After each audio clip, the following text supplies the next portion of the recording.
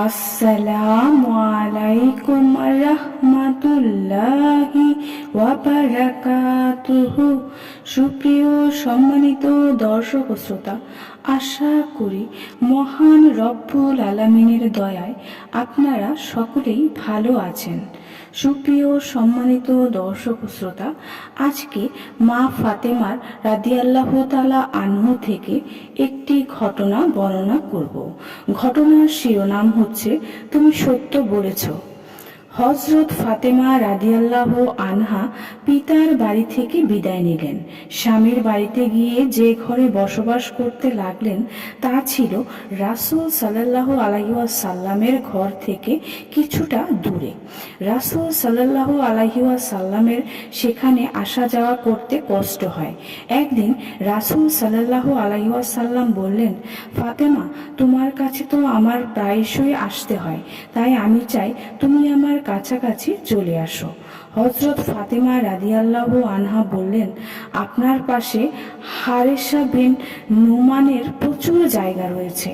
আপনি বললে তিনি হয়তো কোনো না কোনো জায়গা খালি করে দিবেন।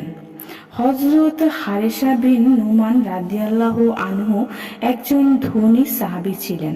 তিনি অনেক জায়গার মালিক ছিলেন। রাসূল সাল্লাল্লাহু আলাইহি ওয়াসাল্লাম মদিনায় হিজরতের পর রাসূল সাল্লাল্লাহু আলাইহি ওয়াসাল্লামকে উপটোকন হিসেবে বেশ কিছু জায়গা দিয়েছিলেন। রাসূল সাল্লাল্লাহু আলাইহি ওয়াসাল্লাম এসব জায়গা গরিব মুহাজিরদের মাঝে বন্টন করে দিয়েছিলেন। যখন হযরত ফাতেমা রাদিয়াল্লাহু আনহা রাসূল সাল্লাল্লাহু আলাইহি ওয়াসাল্লামের কাছে হারেসা রাদিয়াল্লাহু আনহুর জায়গার জন্য আবেদন করেন, তখন রাসূল সাল্লাল্লাহু আলাইহি ওয়াসাল্লাম বললেন, হারেসার কাছে আরো কোনো জায়গা চাইতে আমার লজ্জা লাগছে। শুরু থেকে হারেসা আল্লাহ এবং রাসূলকে রাজি খুশি করার জন্য বিভিন্ন জায়গা দিয়েছে। রাসূল সাল্লাল্লাহু আলাইহি ওয়াসাল্লামের কথা শুনে ফাতিমা রাদিয়াল্লাহু আনহা চুপ হয়ে গেলেন। এই খবর হারেসা বিন নুমানের কাছে পৌঁছলো যে রাসূল সাল্লাল্লাহু আলাইহি ওয়াসাল্লাম ফাতিমা রাদিয়াল্লাহু আনহাকে তার কাছাকাছি নিয়ে আসতে চান। হযরত হারেসা রাদিয়াল্লাহু আনহু একজন একনিষ্ঠ ও পরোপকারী সাহাবী ছিলেন।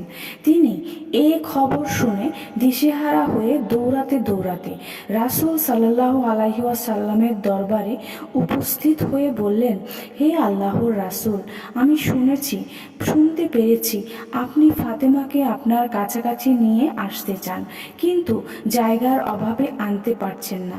আমি আপনার জন্য এই জায়গা খালি করে দিলাম, আপনি ফাতেমাকে এখানে নিয়ে আসুন।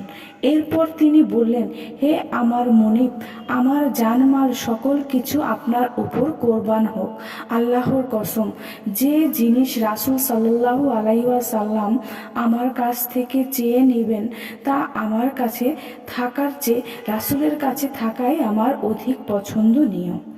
রাসূল সাল্লাল্লাহু আলাইহি ওয়াসাল্লাম তার জন্য রহমত ও বরকতের দোয়া করলেন। আরেকটি বর্ণনায় এরকম উল্লেখ আছে যে রাসূল সাল্লাল্লাহু আলাইহি ওয়াসাল্লাম হযরত হারেসার উত্তরে বললেন, তুমি সত্য বলেছ, আল্লাহ তোমাকে কল্যাণ ও বরকত দান করুন। এরপর রাসূল সাল্লাল্লাহু আলাইহি ওয়াসাল্লাম হযরত আলী রাদিয়াল্লাহু আনহু এবং হযরত ফাতেমা রাদিয়াল্লাহু আনহাকে নিজের কাছাকাছি থাকার ব্যবস্থা করে দিলেন। সুপ্রিয় সম্মানিত দর্শক ও শ্রোতা, আশা করি ঘটনাটি ভালো লেগেছে। ঘটনাটি যদি ভালো লেগে থাকে অবশ্যই চ্যানেলটি সাবস্ক্রাইব করবেন, লাইক করবেন, কমেন্ট করবেন এবং বেশি করে শেয়ার করে দিবেন। সবাই ভালো থাকবেন। আল্লাহ হাফেজ।